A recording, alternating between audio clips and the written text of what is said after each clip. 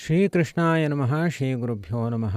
ಪೂಜ್ಯಾಯ ರಾಘವೇಂದ್ರಾಯ ಸತ್ಯಧರ್ಮರತಾಯ ಚ ಭಜತಾಂ ಕಲ್ಪವೃಕ್ಷಾಯ ನಮತಾಂ ಕಾಮಧೇನವೇ. ಭಗವಂತ ಅನೇಕ ಅವತಾರಗಳನ್ನು ಮಾಡಿದ್ದಾನೆ. ಒಂದೊಂದು ಅವತಾರದಲ್ಲಿ ಒಬ್ಬೊಬ್ಬ ವ್ಯಕ್ತಿಗೆ ಅನುಗ್ರಹ ಮಾಡುವ ನೆಪದಿಂದ ಲಕ್ಷ ಲಕ್ಷ ಭಕ್ತರನ್ನು ಅವತ್ತಿನಿಂದ ಇಲ್ಲಿಯ ತನಕ ರಕ್ಷಣೆ ಮಾಡ್ತಾಲೇ ಬರ್ತಿದ್ದಾನೆ.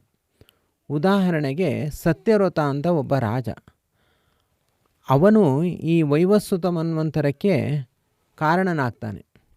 ಆ ವೈವಸ್ವತ ಮನುವಿಗೆ ಅನುಗ್ರಹ ಮಾಡುವ ಏಕೈಕ ಉದ್ದೇಶದಿಂದ ಪರಮಾತ್ಮ ಮತ್ಸ್ಯ ಎಂಬ ರೂಪವನ್ನು ಅವತಾರವನ್ನು ಮಾಡ್ತಾನೆ.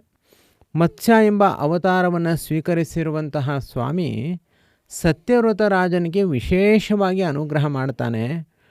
ಪ್ರಳಯ ಸಮುದ್ರದಲ್ಲಿ ಎಲ್ಲವೂ ನಾಶವಾಗೋಗುತ್ತೆ. ಒಬ್ಬ ವ್ಯಕ್ತಿ ಉಳಿಯಲ್ಲ. ಸಮಗ್ರ ಭೂಮಂಡಲದಲ್ಲಿ ಉಳಿಯುವವನು ಒಬ್ಬ ಮಾತ್ರ, ಅವನು ಸತ್ಯವ್ರತ ರಾಜ. ಇನ್ನು ಸಪ್ತ ಋಷಿಗಳು ಅವರು ಋಷಿಗಳ ಲೋಕದಿಂದ ಆಗಮಿಸ್ತಾರೆ. ಅವರು ಕೂಡ ಆ ದೋಣಿಯಲ್ಲಿ ಕುಳಿತಿರ್ತಾರೆ. ಆಗ ಆ ದೋಣಿಯ ಪ್ರಳಯ ಸಮುದ್ರದಲ್ಲಿ ಉಲ್ಲೋಲ ಕಲ್ಲೋಲವಾಗಿ ಸಂಪೂರ್ಣ ನಾಶವಾಗುವಂತಹ ಪರಿಸ್ಥಿತಿ ಬರುತ್ತೆ. ಆಗ ಪರಮಾತ್ಮ ಮತ್ಸ್ಯ ರೂಪದಿಂದ ಆ ದೋಣಿಯನ್ನು ಎತ್ತಿ ಹಿಡಿದು ಅನುಗ್ರಹವನ್ನು ಮಾಡ್ತಾನೆ. ಹೀಗೆ ಆ ಮತ್ಸ್ಯರೂಪಿಯಾದ ಭಗವಂತ ಸತ್ಯವ್ರತ ಎಂಬ ಒಬ್ಬ ವ್ಯಕ್ತಿಯನ್ನು ಉದ್ಧಾರ ಮಾಡುವುದಕ್ಕೋಸ್ಕರ ಸಮಗ್ರ ಪ್ರಳಯೋದಯದಲ್ಲಿ ಮತ್ಸ್ಯ ರೂಪದಿಂದ ಎಲ್ಲೆಡೆಯೂ ಕೂಡ ಸಂಚಾರವನ್ನು ಮಾಡ್ತಾ ಆ ಪ್ರಳಯದ ಅಲೆಗಳಲ್ಲಿ ಆ ಸತ್ಯವ್ರತ ರಾಜನನ್ನು ರಕ್ಷಣೆ ಮಾಡ್ತಾನೆ. ರಕ್ಷಣೆ ಮಾಡುವುದು ಅಷ್ಟೇ ಅಲ್ಲ, ಜೊತೆಯಲ್ಲಿ ಅವನಿಗೆ ಜ್ಞಾನೋಪದೇಶವನ್ನು ಕೂಡ ಮಾಡ್ತಾನೆ. ಆಗಲೇ ಮತ್ಸ್ಯ ಪುರಾಣ ಹೊರಹೊಮ್ಮುತ್ತೆ. ತನ್ಮೂಲಕವಾಗಿ ಅವನು ಎಲ್ಲ ವೇದಗಳಲ್ಲಿರುವಂತಹ ಇತಿಹಾಸದಲ್ಲಿರುವಂತಹ ಸಮಗ್ರ ವಾಂಗ್ಮಯ ಪ್ರಪಂಚವನ್ನೇ ಆ ಸತ್ಯವ್ರತ ರಾಜನಿಗೆ ಉಪದೇಶವನ್ನು ಮಾಡಿ ಮುಂದಿನ ವೈವಸ್ವತ ಮನುವಿಗೆ ನೀನೇ ಅಧಿಪತಿ, ನಿನಗೆ ವೈವಸ್ವತ ಮನು ಎಂಬ ಬಿರುದು ಎಂಬ ಹೆಸರು ಬರುತ್ತೆ ಎಂಬುದಾಗಿ ಕೂಡ ದೇವರ ಅನುಗ್ರಹವನ್ನು ಮಾಡ್ತಾನೆ. ಇಲ್ಲಿ ಪರಮಾತ್ಮ ಆ ಸತ್ಯವ್ರತ ಎಂಬ ಒಬ್ಬ ರಾಜನಿಗೆ ಅನುಗ್ರಹ ಮಾಡಿದ್ದ ಅಷ್ಟೇ ಅಲ್ಲ, ನಮ್ಮೆಲ್ಲರನ್ನು ಕೂಡ ಹಾಗೆ ಅವನು ಅನುಗ್ರಹ ಮಾಡ್ತಾ ಇದ್ದಾನೆ. ನಾವು ಮಹಾಭಾರತದಲ್ಲಿ ಅರ್ಜುನನ ಕತೆ ನಮಗೆ ಗೊತ್ತು. ಕೃಷ್ಣ ಪರಮಾತ್ಮ ಅರ್ಜುನನ ರಥದ ಸಾರಥ್ಯವನ್ನು ವಹಿಸಿ ಅವನ ಮೂಲಕ ಯುದ್ಧವನ್ನು ಮಾಡಿಸಿದ ಅಂತ. ಅಲ್ಲಿ ಯುದ್ಧ ಆಗುವ ಪ್ರಾರಂಭದಲ್ಲಿ 20 ನಿಮಿಷಗಳ ಕಾಲ ಭಗವದ್ಗೀತೆ ಅಥವಾ 1 ಗಂಟೆಗಳ ಕಾಲ ಭಗವದ್ಗೀತೆಯನ್ನು ಉಪದೇಶ ಮಾಡಿ ಅನಂತರ ಅವನು ಯುದ್ಧಕ್ಕೆ ಸಾರಥ್ಯವನ್ನು ಮಾಡ್ತಾನೆ, ಯುದ್ಧವನ್ನು ಮಾಡಿಸ್ತಾನೆ.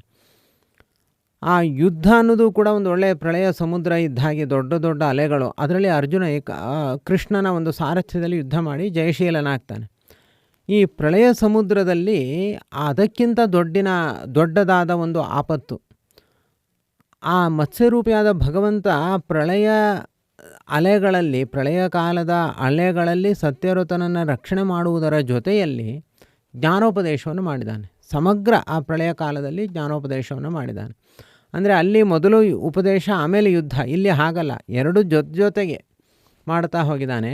ಅಂದರೆ ಭಗವಂತನ ಒಂದೊಂದು ಅವತಾರಗಳಲ್ಲಿ ಒಂದೊಂದು ವಿಧವಾದ ಲೀಲೆಗಳನ್ನು ನಾವು ಗಮನಿಸಬಹುದು. ನಮ್ಮ ಜೀವನದಲ್ಲಿ ಅದರಂತೆ ಪ್ರಳಯ ಕಾಲದ ಅಲೆಯಂತೆ ಅನೇಕ ಸಮಸ್ಯೆಗಳು ಹಾಗೂ ಕಷ್ಟ ಕಾರ್ಪಣ್ಯಗಳು ನಮ್ಮ ಮೇಲೆ ಆಗಮಿಸ್ತಾ ಇರುತ್ತವೆ. ಆಗ ನಾವು ಮತ್ಸ್ಯರೂಪಿಯಾದ ಭಗವಂತನ ಪಾದಗಳನ್ನು ನಾವು ಶರಣಾಗತರಾದರೆ ಹೇಗೆ ಸತ್ಯವ್ರತನನ್ನು ಆ ಭಗವಂತ ರಕ್ಷಣೆ ಮಾಡ್ದ, ಹಾಗೆ ನಮ್ಮನ್ನೂ ಕೂಡ ರಕ್ಷಣೆ ಮಾಡ್ತಾನೆ. ಮತ್ಸ್ಯ ಅವತಾರ ಸಂಪತ್ತನ್ನು ನೀಡುತ್ತೆ, ಜ್ಞಾನವನ್ನು ನೀಡುತ್ತೆ, ಹಾಗೂ ಸಕಲ ವಿಧವಾದ ನಮಗೆ ರಕ್ಷಣೆಯನ್ನು ನೀಡುತ್ತೆ ಅಂತಲೇ ಪ್ರಸಿದ್ಧಿ. ಈಗ ಆ ಯಾವ ಭಗವಂತ ಮತ್ಸ್ಯರೂಪನಾಗಿ ಅವತಾರ ಮಾಡಿ ಸತ್ಯವ್ರತನನ್ನು ರಕ್ಷಣೆ ಮಾಡ್ದ, ಅಲ್ಲಿಂದ ಇಲ್ಲಿಯ ತನಕ ಆಗಮಿಸುವ ಸಕಲ ಭಕ್ತರನ್ನು ಕೂಡ ಅವನು ಆ ರಕ್ಷಣೆಯನ್ನು ಮುಖ್ಯವಾಗಿ ಪರಿರಕ್ಷಣೆಯನ್ನು ಮಾಡುವ ಮೂಲಕವಾಗಿ, ಹಾಗೂ ಆಯಾ ಕಾಲಕ್ಕೆ ಹೇಗೆ ಸತ್ಯವ್ರತ ರಾಜನಿಗೆ ಮುಂದಿನ ಮನ್ವಂತರವನ್ನು ಪ್ರಾರಂಭ ಮಾಡಲಿಕ್ಕೆ ಎಲ್ಲ ವಿಧವಾದ ಸಂಪತ್ತುಗಳನ್ನು ಕೊಟ್ಟು, ಆ ಎಲ್ಲ ವಿಧವಾದ ಸಂಪತ್ತುಗಳನ್ನು ಕೂಡ ನಮ್ಮ ಜೀವನದಲ್ಲಿ ಕೊಡ್ತಾನೆ. ಯಾರಿಗೆ ಜೀವನವೇ ಸಾಕಾಗಿ ಹೋಗಿದೆ, ಮುಂದಿನ ಜೀವನವೇ ನಮಗೆ ಕಾಣಿಸ್ತಾ ಇಲ್ಲ, ನಮ್ಮ ಜೀವನವೇ ಇಲ್ಲಿಗೆ ಮುಗಿದು ಹೋಯಿತು ಅನ್ನುವಂತಹ ಕಷ್ಟ ಯಾರಿಗೆ ಬಂದಿದೆ, ಅವರು ಮತ್ಸ್ಯರೂಪಿಯಾದ ಭಗವಂತನ ಸ್ಮರಣೆಯನ್ನು ಮಾಡಬೇಕು. ಹಾಗೂ ಮತ್ಸ್ಯಾವತಾರದಲ್ಲಿ ಅವರು ಶರಣಾಗತರಾಗಬೇಕು. ಆಗ ಖಂಡಿತ ಭಗವಂತ ಅವರಿಗೆ ಮತ್ಸ್ಯ ರೂಪದಿಂದ ಅನುಗ್ರಹವನ್ನು ಮಾಡಿಯೇ ಮಾಡ್ತಾನೆ. ಅವರ ಆ ಏನು ಕಷ್ಟದ ಸಮುದ್ರ ಇದೆ ಅದರಿಂದ ಪಾರು ಮಾಡಿ ಅವರಿಗೆ ಎಲ್ಲ ವಿಧವಾದ ಯೋಗಕ್ಷೇಮಗಳನ್ನು ಕೂಡ ನೀಡ್ತಾನೆ ಸ್ವಾಮಿ. ಹೀಗೆ ಆ ಪರಮಾತ್ಮನ ಮತ್ಸ್ಯಾವತಾರದ ಒಂದು ಚಿಂತನೆಯನ್ನು ನಾವು ಮಾಡಬೇಕು. ತನ್ಮೂಲಕವಾಗಿ ಶರಣಾಗತರಾಗಬೇಕು ಆ ದೇವರಲ್ಲಿ. ಹೀಗೆ ನಾವು ಆ ಮತ್ಸ್ಯನನ್ನು ಸ್ಮರಣೆ ಮಾಡುವ ಮೂಲಕವಾಗಿ ಗುರುರಾಯರ ಒಂದು ಸ್ಮರಣೆಯಲ್ಲಿ ನಿರಂತರವಾಗಿ ಕಾಲವನ್ನು ಕಳೆಯೋಣ. ಪ್ರತಿ ಕ್ಷಣವೂ ಕೂಡ ಗುರುಗಳ ಹೃದಯದಲ್ಲಿ ಆ ದೇವರನ್ನು ಕಾಣೋಣ.